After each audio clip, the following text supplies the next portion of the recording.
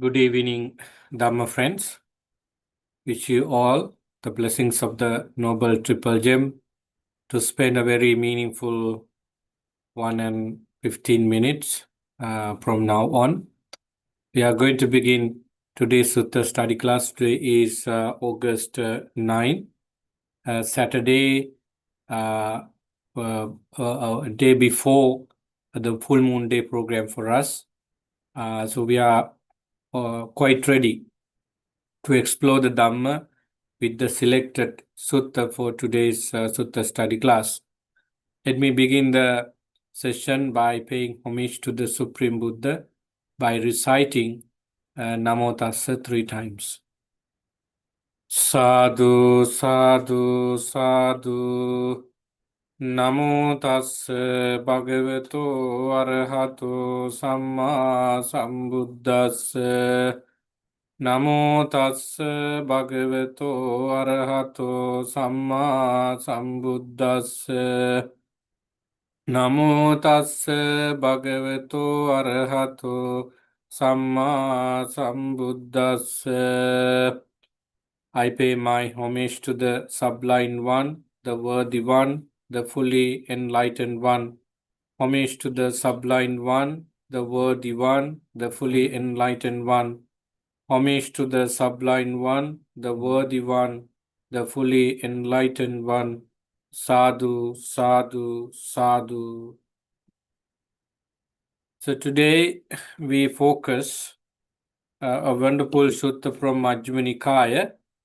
The name of the sutta is Chula Gosinga Sutta, a sutta that many people have heard before because of its significance in the sense of using Dhamma in a practical way.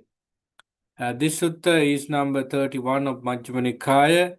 It's come from the first book of the Middle and Discourses of the Buddha. This sutta has coupled with another sutta, Mahagosinga Sutta. This is called Shorter Discourse or Lesser Discourse on Gosinga, or Lesser Gosinga Discourse, and the other one is called Greater Discourse on Gosinga. But the very title he has given to this discourse is because of the place it was delivered, the place it was held. Sometimes the title of the suttas were given to that particular discourse because of the person who questions the Buddha, or the place it was delivered, or incident that happened over there. These are some of the main factors for naming the discourse. Chula Godinga Sutta, being a very famous one in the Theravada tradition, tells us a story. The story is very interesting. I would like to read the discourse so that you can pick up the important points of the Buddha's life as well as the life of the venerable monks in the discourse. Before I go to the details, I just want to read a kind of give a summarized version of the discourse. I think that helps those individuals who did not read the discourse before the Sutta study class. Buddha was staying at Gosinga Sala Tree Park and went to visit 3 forest dwelling monks. This is situated in Nadika. It's a place where Buddha sometime visited. So this is a sal forest. As you know, the Buddha came to this world as Prince Siddhartha, and sal tree is connected with the Buddha's life story. When he was born as the Bodhisattva, there you see the sala tree, and when he passed away after 45 years of the Buddha's ministry, he actually lie down between 2 sala trees, so that the sala tree is significant in the Buddha's life. So this Gosinga Sala Tree Park is a park where many sal tree is planted.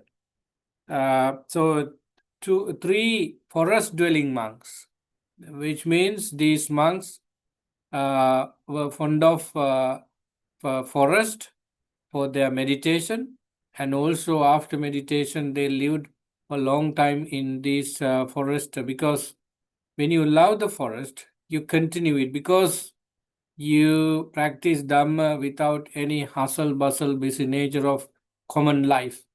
In forest, you find only the sound of the wind, sound of trees, animals, that's all. Unless you talk, there is no any human interaction, any human voice is heard in the forest, so that people who wants to get away from sensual pleasures can have that ability in the forest, in forest living, because you are bound to engage your mental activities often. It doesn't mean that everybody who goes to forest do this and capable of doing such liberation, because it depends on how you understand Dharma. Wherever you are, you can do liberation from suffering with the effort you put, with the wisdom you develop. But there's additional support in the forest for people who find that liberation. So, who are these three forest dwelling monks? Venerable Anuruddha, Venerable Nandiya, and Venerable Kimbila. Out of these three, Venerable Anuruddha is very famous. He was playing a big role in later part of the Sasana. At the time the Buddha passed away, there was a very big cremation, and there Venerable Anuruddha was able to see the Buddha's passing away exactly as it is, and he's the one who tell the world this is the way the Tathagata passed away into Parinirvana, and he is the foremost of divine eye, so that he was able to say everything happened in the Buddha's mind at the time of his passing away. So Venerable Anuruddha seems the leader of the three, so that we see in the discourse that Venerable Anuruddha is talking to the Buddha on behalf of the other two Bhantes. After visiting the Buddha to that particular forest, he asked how they were living together in harmony.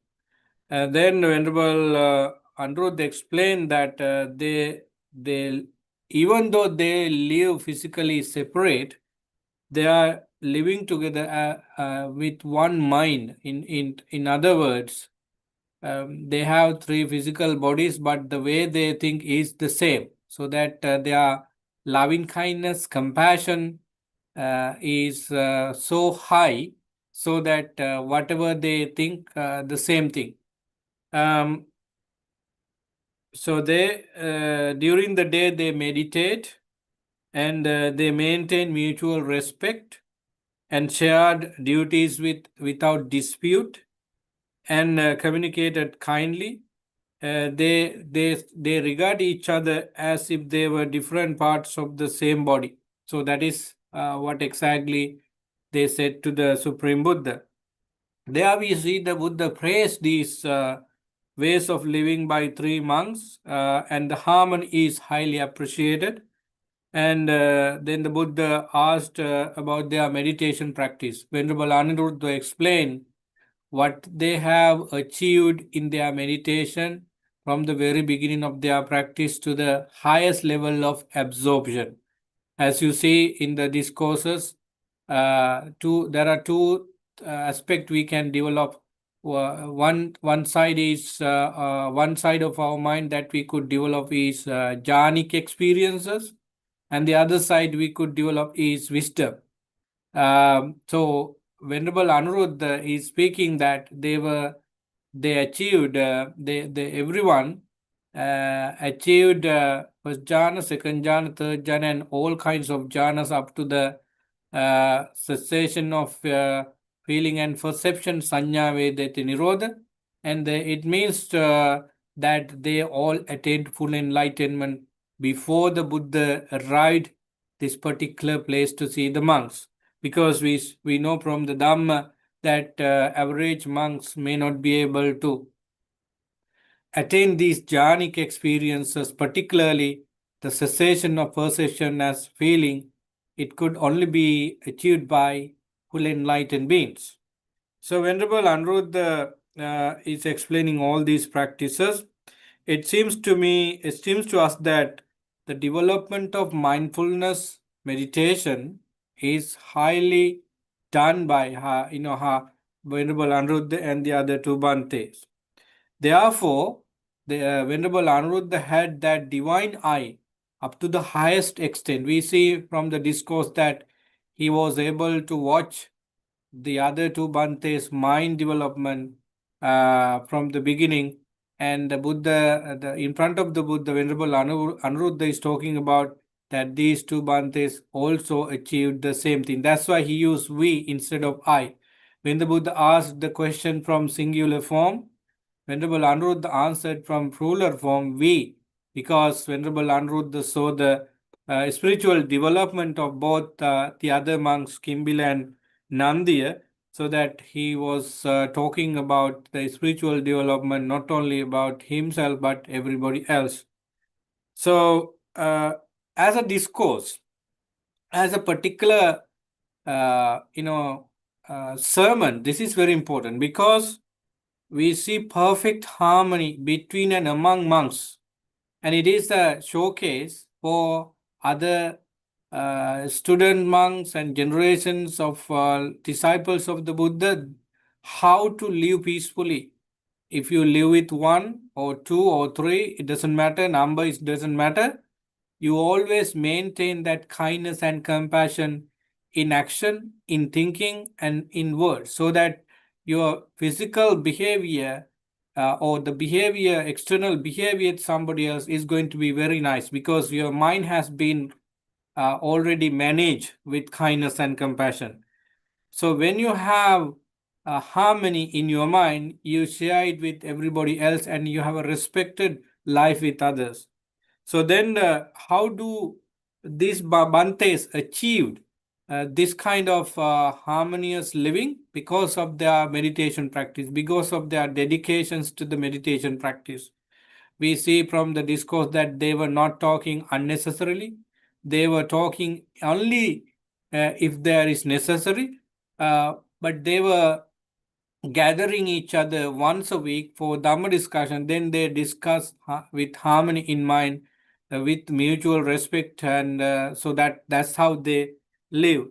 And we see the development of mindfulness and deep concentration in the discourse when you engage in Dhamma practice without any interruption, exactly as it is. You cannot go without any results. You, of course, achieve some sort of results. So that is being discussed in the discourse. And also, when we, with regard to ascetic life, the forest dwelling is perfect. And that is being discussed in the discourse. So, though it is a very simple discourse with some hidden ideas, it has been influential for many people to remember the Dhamma, remember the way the monks and lay disciple should live harmony. So let's start the discussion now. I would like to read this some passages from the discourse so that you would definitely would like it. So as you see, when the Buddha, now when it was evening on that day, in that particular day, Buddha went to this particular park where the three monks live in the evening time. This is how it says. When it was evening, the Buddha emerged from his solitary retreat and approached the Gosinga Sal forest grove. See, the Buddha has done the meditation up to the highest extent and he achieved everything. He is the master, he is the teacher. He has done everything about the meditation and he has nothing to experiment. Still, the Buddha, when there is no Dhamma talk, when there is no conversation, when there is no any walking for Dhamma sermon and so forth. He did meditation for his own peace and happiness. It doesn't mean that he lost peace and happiness. He is always in peace and happiness, but he sometimes enjoyed it very much with the absorption into jhanic experiences. So that there we see the Buddha started meditation during the day, and at some point of his meditation, he finished it and went to that particular park where the three monks lived. Something interesting happened there. It is a park where security services is well maintained. There is a grove keeper, and he saw the Buddha coming from in a distant area. Seen the Buddha, he said to the Buddha when he came closer, okay, monk. He did not recognize who this person is. So he know that this is a recluse or a monk. He said that, okay, monk, don't enter into this particular place because there are three good people who are mendicant, meditate, and they never talk loudly. They maintain silence. They are well disciplined. So don't enter into this park where these three monks live and disturb them. So when this conversation between the Buddha and park keeper happened, Venerable Anuruddha heard about this because Venerable Anuruddha and the Kimbila Nandiya were not that far from this place where Buddha and also the gatekeeper conversed. So then when Anuruddha realized that the gatekeeper, park keeper is talking to the Buddha, having heard, he said, my friend, do not say that, do not disturb, do not disrupt the Buddha. He is our teacher, the Blessed One. He has come to see us, so do not block his way. This is really interesting. The gatekeeper did not recognize the Buddha. How about some of our friends and people's view on the Buddha today? A lot of people think that the Buddha is so elegant and with so many lights around him because of the aura that goes around his body. And today we see the Buddha statue are very colorful and so many things are there to discuss. But in real life, the Buddha were not like that. But in other discourses like Brahmaya Sutta and suttas in Digha, we talk about the Buddha's physical characteristic. So they are very brilliant characteristic features of a body, so that you are automatically separated from the others by complexion, by the height, by different shape of the body. Still, this gatekeeper did not recognize. We see some similar situation in Pukkusati, one of the kings from the west part of India at that time, and he ordained himself for the Buddha, and he walked long distance to see the Buddha. And at some point, Buddha saw this from his psychic power, and he went on the way to meet Pukkusati.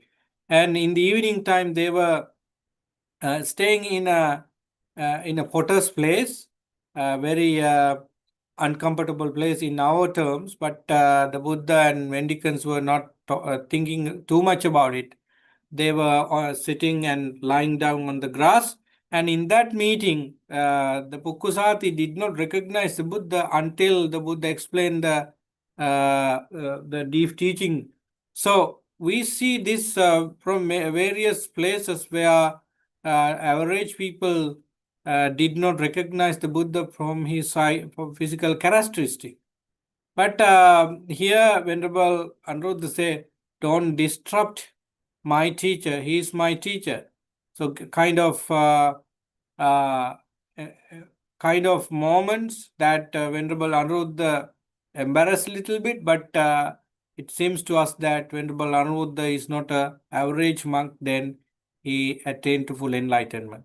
But interestingly, there is another discourse called Anuruddha Upakkilesa Sutta.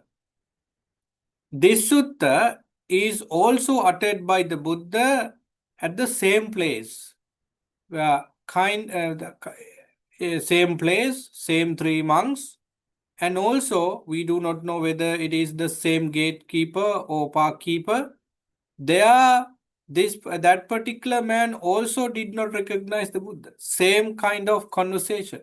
When the Buddha entered into the park to see the monks, they were not.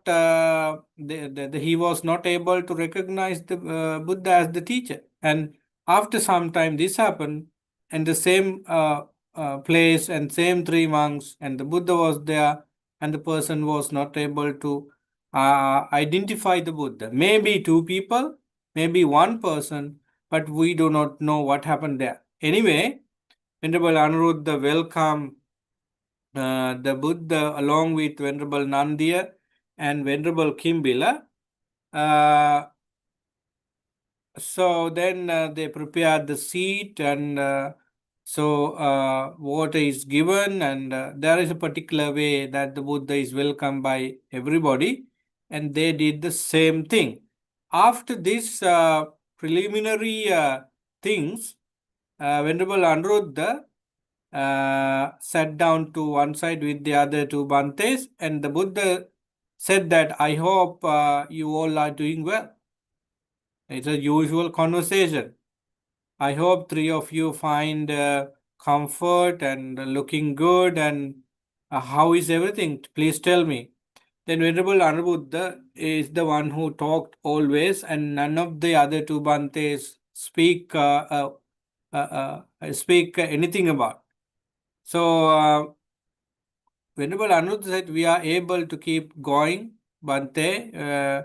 We have no trouble at all. Alms food we receive, and everything else is okay in this park. So then the Buddha asked the question, Anuruddha, I hope that you are all dwelling in concord, in mutual joy, without disputing, mixing like milk and water, looking at each other with kind eyes. This is really interesting. Isn't this showing us the way we should live together as a family, as a community? Yes. So Buddha asked the question, are you living in harmony or concord without disputing, without arguments, without such quarrel? Just like the water and milk, when they mix together, you cannot separate them. Likewise, are you living with such harmony, such concord, so that you have always kind gesture, kind way of transforming things each other?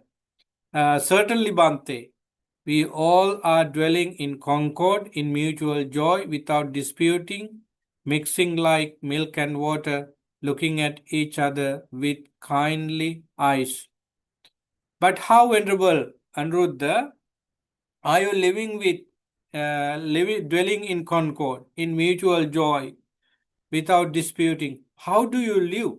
Because you say that you are living in concord, in harmony, just like the milk and water mixed. So how do you live? Then we see Bhante, Venerable Anuruddha's practice. Now we talk about the Venerable Anuruddha's practice and also the practice of the other two Bhantes. Bhante, this is how I think. I always think that it's a great benefit for me to live with such a wonderful monks. Now, Venerable Anuruddha is talking about the great qualities of Venerable Nandiya and Venerable Kimbila. It's such a great gain for us. Bhante, I keep up act of loving kindness through deeds, both openly and privately, towards these Venerable Bhante. So, from my side, I always keep loving kindness in my mind and reflect that loving kindness through my deed openly. Whenever I am alone, I have that essence in my mind, and I do reflect that in my actions too. I should add certain things here. How do we live in our life? Do we take personal prejudice into our mind better than anything and look into other people with such prejudice? Yes. Ignorance invades our mind always, and craving is there for ignorance to support. And do we have envy in our mind? Yes. We of course think about others with Sakkaya self-view. Me and myself, me and myself are some key aspect of our thinking always, so that you cannot see others in importance, others significance for your living.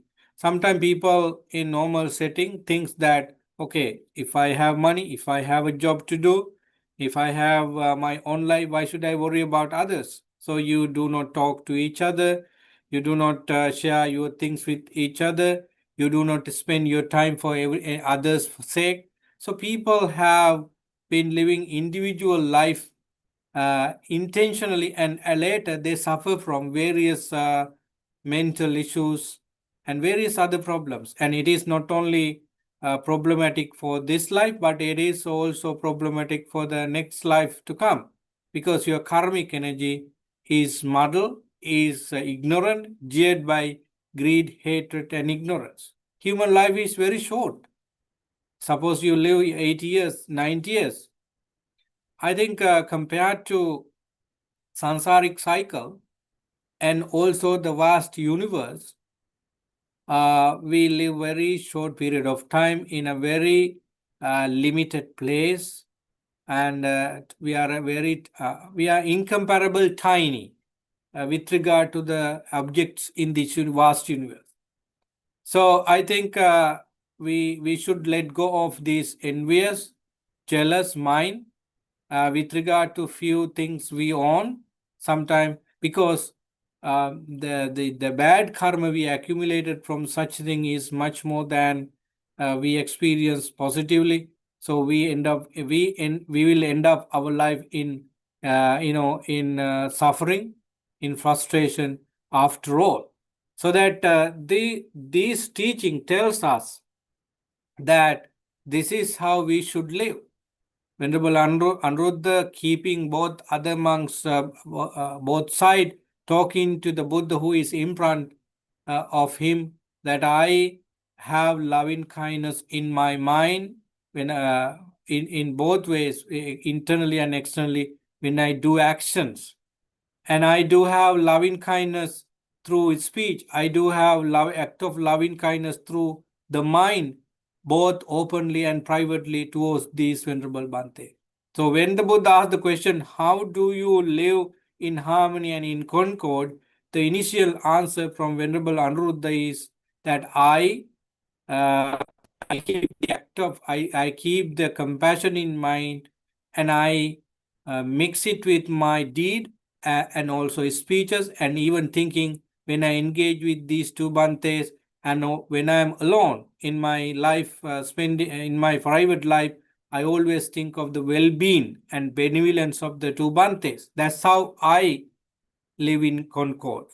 See, three actions are being discussed here: verbal action, physical action, verbal action, and mental action. These are the three actions we could do at all. And so when you take care of these three actions with compassion, everything is done. Everything is turning into kusala. Everything is turning into good, because you have made sure that your deed, speech, and actions are wholesome. So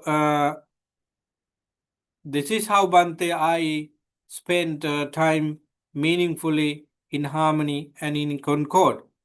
Then why don't I put aside my own mind and instead subject myself to the minds of these Venerable Bhantes? So Venerable Anuruddha has not finished yet. He is talking about very interesting thing. Let alone my mind. I think that I should keep the other Bhante's mind, and I think for them. In other words, you have let go of your own views but you work on for their benefits as they think. In other words, your physical, verbal, and mental action are not for you, but for the benefit of the other Bantes. It is very hard for many people to live like that. Sometimes parents do to their children. Sometimes your partner might be doing to you, and you might be doing to your partner in such a way, because you don't want to live your life as you think. You want to live your life according to the other partner thinks. Parents sometimes dedicate their time and energy not expecting anything from children, but just to make children happy and successful. So we can trash this kind of examples from our day-to-day life in order to show this point. When you stay in kindness and compassion, everything could be done, right? The secret of success of these Bantes depends on the level of loving kindness they have for three types of action. Then Bante, I set aside what I wish to do, and instead do what these venerable wish to do. So it seems, Bante, that we may be of different bodies, but we are of one mind. So you can see that we have three different bodies, but we have one set of mind. It seems to us that we have one thinking, one action, and our visions are the same. Bante, this is how we live in concord, in mutual joy, without disputing, mixing like milk and water, looking at each other with kindly eyes. So Venerable Anuruddha explained to the Buddha the way three of them live in concord. Very clear. Now, Nandiya, the other Bantes, also talk to the Buddha with the same line. We don't see any difference. It seems to me that the elder of the three is Venerable Anuruddha, but they are very close companion in the sasana, so that they have that mutual respect each other. When you have harmony, when you have good qualities in your mind, you of course consider the seniority. You of course consider respect for the seniority, but at the same time, you respect even younger monks and nuns and lay people equally, because you have harmony in mind, you have compassion in mind, you know how to respect people. So we see Venerable Nandiya is speaking the same, and Venerable Kimbila as well. So that is what we find, because the question the Buddha asks is not only from Venerable Anuruddha, but for other two as well, so that everybody has been speaking in front of the Buddha to tell about their kind of spiritual progress. Then we see in the discourse that how Anuruddha do you all dwell diligent, ardent, and resolute. Now Buddha is asking the question about their meditation practice. So whenever you see the word ardent, fully aware, diligent, resolute, that means Buddha is talking about the practice of mindfulness, practice of awareness. Venerable Anuruddha started the answer. Bante, here, whichever of us returned first from the alms round in the village, he prepares the seat, sets up water for drinking and for washing, and set up the refuse bin, garbage bin. So this is how we work on on day-to-day activities mindfully, and this is how we practice clear comprehension in our action. So whoever comes first from the alms round of the day, he is going to put the water in the hole where they eat their meals, and of course in the washroom. And if the water is empty, if the buckets are empty from water, particularly in front of the kutis, they manage to do everything, because the particular Bante out of the three has come earlier than the other Bante. Because that is how you live in harmony. You know the other's need. In today, I have seen that some people stay in their room without thinking too much about others in the same house. They do not cooperate. They do not help others. In the society, we see this many times, that you do not want to spend your time energy for others' sake. You don't want to spend money for it, but you can dedicate your time and energy for others. You do not care very much about the environment that is being always there in the society, because you think only I, me, and myself. But we see the opposite here. So if you come early from the Pindapata arms round, you take care of the water, you take care of the hygiene of the place, you take care of everything over there. You do not wait for other monks to come and help you, right? Sometimes we think that, okay, why should I do these things alone? They are also part of this program. So why shouldn't I wait for them? That's how people think. That's how average mind speak of. But when the mind is transformed from average level to the highest, they are talking about so many good things, such as we discuss in the discourses. So here we see this from various aspects, that Venerable Aniruddha is talking about, that we do this kind of practices in monastic life very much. That if somebody come from the Pindapata around earlier, this is what we do. It is not only that. Suppose there is a statement here in the discourse that how they maintain their cleanliness in the place. So when you go to eat, so you leave something you don't want. Then suppose you came from the Pintapath round first, and you finish your eating and you leave the rest of the things. So the second and third monk come for food, they can eat them. If they do not want, there is a recycling process they do. They put the rest of the food, if they do not want, they put them into the water where there is no animals.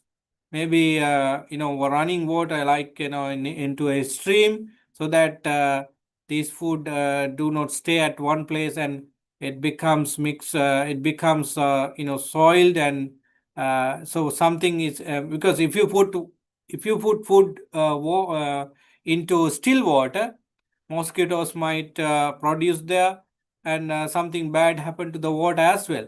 So either you make a dig and dig the ground and put them, or otherwise you put them into a stream where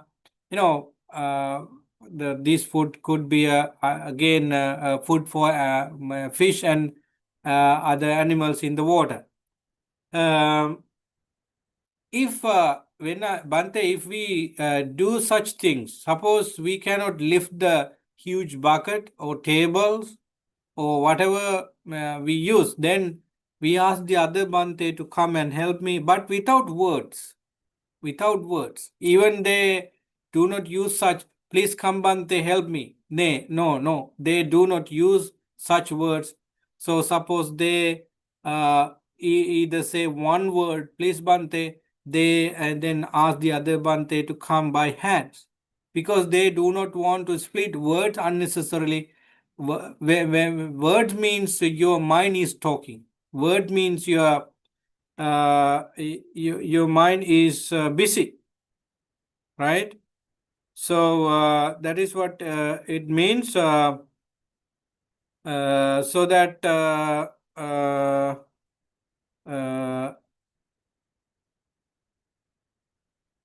we see how great these bhikkhus. And the other interesting thing is that there is no one on top of above to watch whether these Bhantes practice Vinaya rules. The Buddha was not there.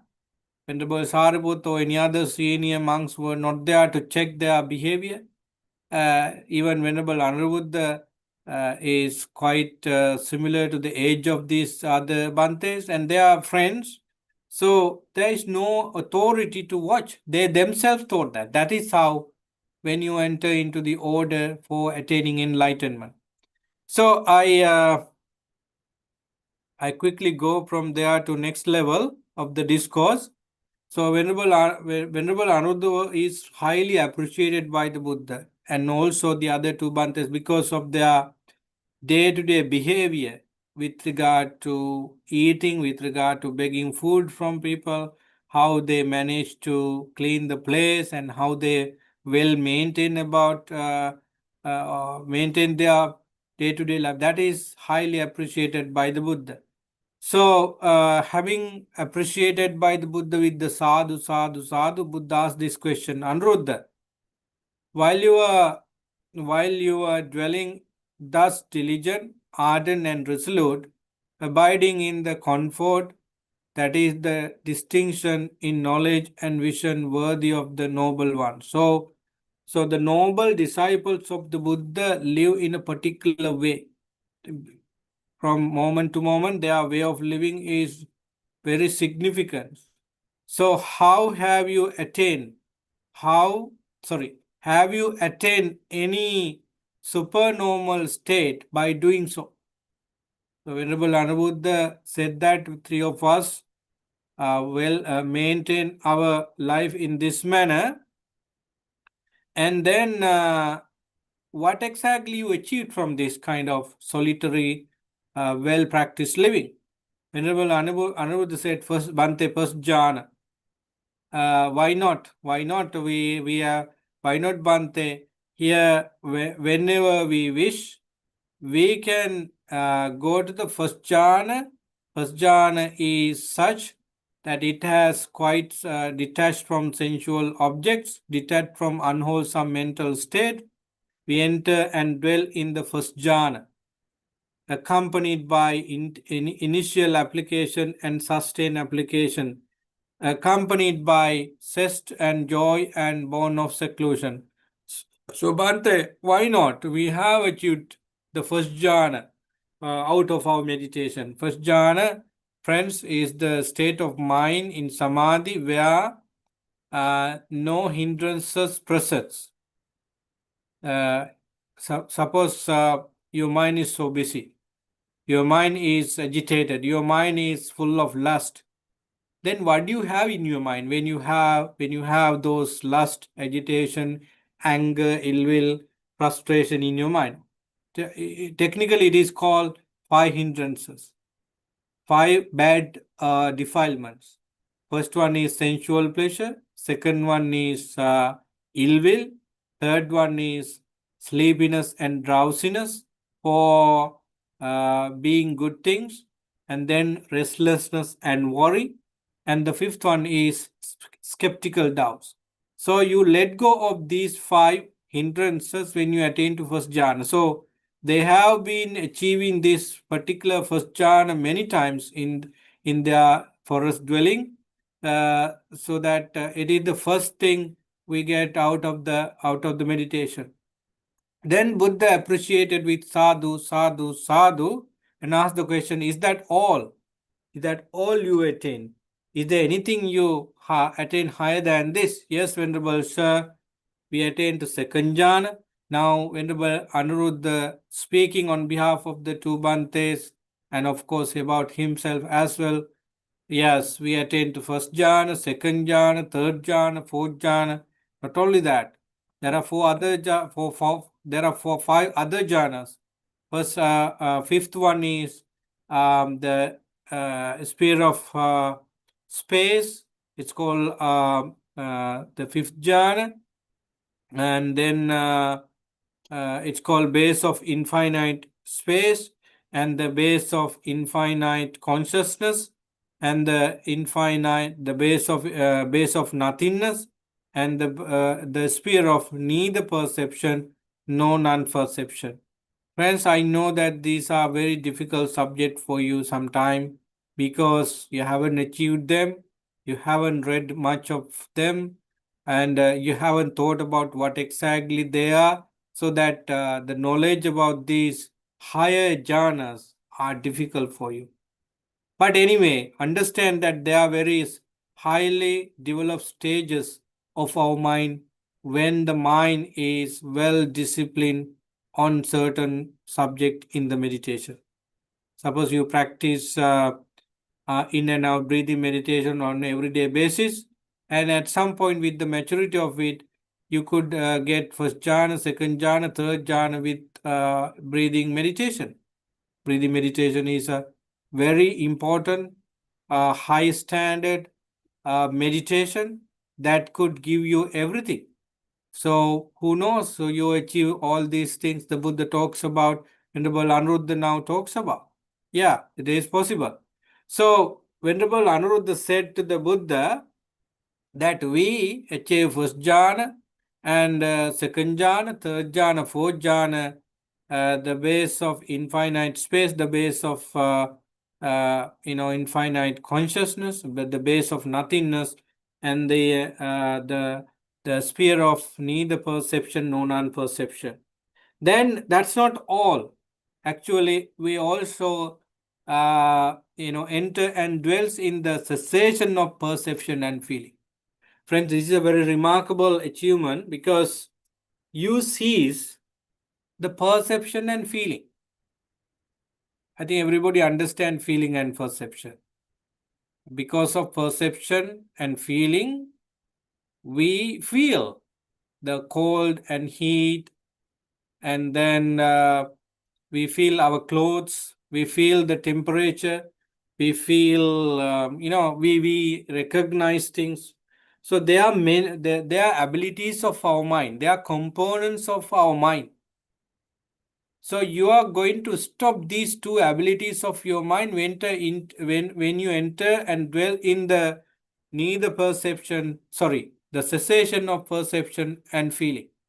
The very title of this mental state is called the cessation of perception and feeling. So you are going to stop both feeling ability as well as perception. You do not perceive. Right now, when you see the screen, you recognize the three Buddha statues. One is bigger than the other two.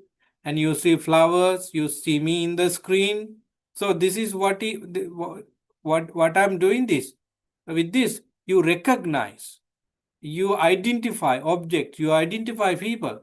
So when you enter into this particular jhana, you stop it. Therefore, there is no feeling, because feeling and perception arise together in our mind. You recognize, there you feel, or you feel and recognize. Both happens together. So you stop this particular mental ability when you attain to this particular jhana. That is called cessation of perception and feeling. Friends, if you attain to this particular jhana, the highest of the jhana practice, you're not going to be a normal average person, because you attain to supremely enlightened state. You become an arahant, because so long you keep your mind with the cessation of feeling and perception, your mind cannot stay in the same mode. Your mind has seen the asava, the noble truths, and you see the gradual progression of your mind from zero level to the highest, so that everything has been developed and the desire for existence is gone, and the desire for non-existent is also gone, and desire for any sensual pleasure is completely gone, so that you become an arahant for sure. So Venerable Anuruddha is talking about all these statements. And so now Buddha did not have anything to say especially, because when the Buddha heard about Venerable Anuruddha's explanation, there is nothing to discuss. So that the Buddha instructed, inspired, roused, and gladdened the Venerable Anuruddha, Venerable Nandi, and Venerable Kimbila with a Dhamma talk. So we do not know what kind of Dhamma talks the Buddha gave to these three monks, It's a kind of same thing they already achieved. But anyway, those who love the Dhamma always love to hear a different Dhamma or same Dhamma, no matter how many times they went over and over. That is how they enjoy. So having this particular behavior of the monks, Buddha instructed them with the Dhamma, and the Buddha left. So when the Buddha left the place, they both three monks came behind the Buddha to the last place of the park, and then Buddha left, and the other two Bhantes, Venerable Nandi and Kimbila, said this to Venerable Anuruddha. Venerable Anuruddha, you were talking about our achievement. You were talking about our meditation, but you never asked about it from us. We never discuss about our achievements with you before, but it is like you saw we have said to you, or you have asked from us, and you know everything about us. Then Venerable Anuruddha said to this Venerable Nandya and Kimbila, my brother Pantes, I came to know about your mental progress from my psychic power. So Venerable Anuruddha had developed divine eye to the highest, so that he was able to see the mental progress towards nirvana of both Venerable Nandi and Kimbila. So that's how I was able to tell this to the Supreme Buddha. Then this conversation between the Buddha and the for park security person, and Venerable Bhantes and with Buddha, and then without the Buddha they had another discussion. When all these conversation were done, something interesting happened. It is not between human. The Yaksha Diga Parajana. There is a demon called by this name, Diga Parajana, and he went to the Buddha. He has been close by to Venerable Anuruddha and that park.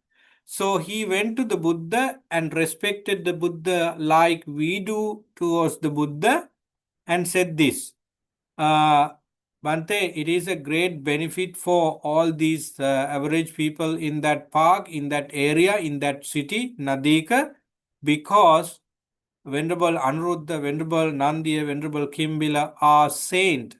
And when these kind of spiritual leaders live in the vicinity of this Nadika, the average people do not get any trouble, do not get any problems, because this is very interesting. If you have any good people in your close association, you of course get out of many problems, because you follow these particular spiritual beings. Their verbal, physical behavior is coming out of from their mental behavior, so that everything is good, so that you also get benefit from these people. When this particular demon said this to the Supreme Buddha, Buddha said yes. Buddha said, Buddha appreciated it. Buddha said yes. The country that this kind of monks live, the village this kind of monks live, the whole world that this kind of monks live is going to be a happy and peaceful place. The Buddha is confirming that if we are good, this temple is going to be good. If you are good in your mind and show it to the other family members, your house is going to be a very peaceful place, because your energy, physically, verbally, and mentally is working, and the power of them is going to others in the house in a different way, right? So that Devas appreciate this very much. No, so from when this particular demon talks to the Buddha, it was heard by different layers of divine existence, and they were saying sadhu, sadhu, sadhu, and they appreciated the peaceful living of Venerable Anuruddha, Venerable Nandi, and Venerable Kimbila, and it went from one divine world to the other, just like in the first discourse of the Buddha. They was appreciating it very much with their applause. So we see this from the discourse, and then uh,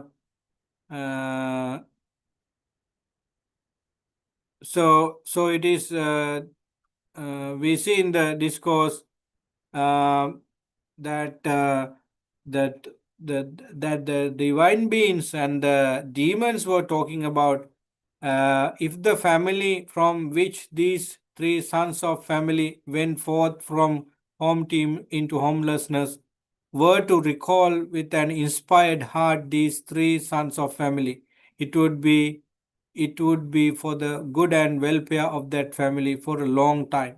So the families who came from where families who belong where families who had these people before is going to be benefit from these three people, and the village they live, the market town they live, the city they live, the country they live, they are all going to be very happy. And whoever developed this kind of dhamma, whether they are uh, from ruling caste of the country, whether they are from educated class people of the country, whether they are from farmers, whether they belongs to business people, no matter where they come from, those families who belong this kind of individual is going to be really, really benefit. Isn't this showing that we should be good, and the effects of that being good by us is going to our family? It is true. So if I live in a bad way, uh, and when people know that, they are blaming for my parents and my teachers. And if you really bad in your behavior, suppose somebody asks, from where are you? We say that, oh, you are from Ottawa. We know that Ottawa people are going to be really, Ottawa people face a lot of challenges because of you. So the bad is being generated over and over if we really bad in our mind. But if we are really good, and credit goes to our parents, teachers, husband, wife, children, and so on, definitely. So it's kind of cycle. Then we see at the end of the discourse that divine beings became so happy about Venerable Anuruddha, Venerable Kimbila, Venerable Nandiya, and the message that we can get from this is that when you live peacefully, not only humans, like in the story, the security guard for the whole park respected these three monks very much, and from beyond human, divine beings like these three monks very much. Can we live like that? Can we make our life meaningful, not only for us, not for our family members, but it will be useful for even non-humans? It could be happening because your morality, your principles are very strong, right? So that is called Gosinga Sutta. I think there are many good teachings in the discourse. It is a showcase how we live peacefully, harmony in concord, and you do not regard your own views when you live with others. If you want to make others happy, don't keep your views strong. You should be flexible, because the idea of Sakkaya should be gone from your views when you live peacefully with others, right? So that is one lesson we can get. And when you enter into the spiritual tradition, the Buddha has recommended there are particular ways you should live. You should live morally and morally wholesome, and it leads you to practice next level of spirituality called you advance your mind from normal busy life to a very peaceful state. Now your mind has a bird view. Your mind has an aerial view on your about your own life, so that you can develop wisdom, and at some point you destroy all cravings in your mind. And it is the confirmation of your training, so training success, and you feel it, and you are if necessary, you talk about it. If it is unnecessary, you do not split a word about it. So that is being discussed in the discourse. Anyway, friends, if we all want to attain enlightenment, we should take care of our action, take care of our speech, and take care of our intention of the mind. If we are able to keep the three together in a more wholesome way, attaining enlightenment is not that difficult. That is something that Sutta Studies tells us. Okay, now I just want to open the session for you. If you want to add something, you can do so. And if you have any questions and queries, please feel free to put them into the group, so that not only myself but everybody else can contribute. So what exactly you think about the discourse? Anyone? What did you understand? Yes. Yeah, very good. Okay. If you do not understand the sutta with one reading or one listening, you may do it a couple of times. Okay. Because first reading is to pick up some salient main point, but you might lose some details. Then when you read the second time, you not only pick up some other points, you of course mix your experience to the sutta references. The five hindrances. Yeah. Restlessness. Now start with sensual pleasure. Sensual pleasure, okay. And second one is ill will, vyapada. You don't need to write Pali terms because it's difficult for you. Sensual pleasures, ill will, and the third one is called restless, sleepiness and drowsiness of our mind towards good deeds. Okay. And then restlessness and worry. It is the agitated mind. Agitated mind is always making us so discomfort. Your mind is not at one place. It's all over. And the fifth one is called skeptical doubt. These are the actually enemies of our mind. Skeptical doubt. Yeah. When one of these present in our mind, everything else support for the prominent unwholesomeness. For example, if there is anger or ill will, it is because of sensual pleasures. It is because you wish sensual pleasures and you don't get it, and you become unhappy and angry. And if you lazy to do good things, that means you seek something easy, something sensual pleasures. And sometime the third one, I'm talking about the third one, is called laziness and drowsiness of mind and body towards good deeds. So because of your laziness, because of your backward feeling, your mind is not controlled, and you doubt about what is good and what is bad. Then anger might arise at any point because you are not disciplined, and only thing you can seek is sensual pleasures, because you are trying to make your mind happy by seeing, hearing, tasting, smelling, touching, and thinking.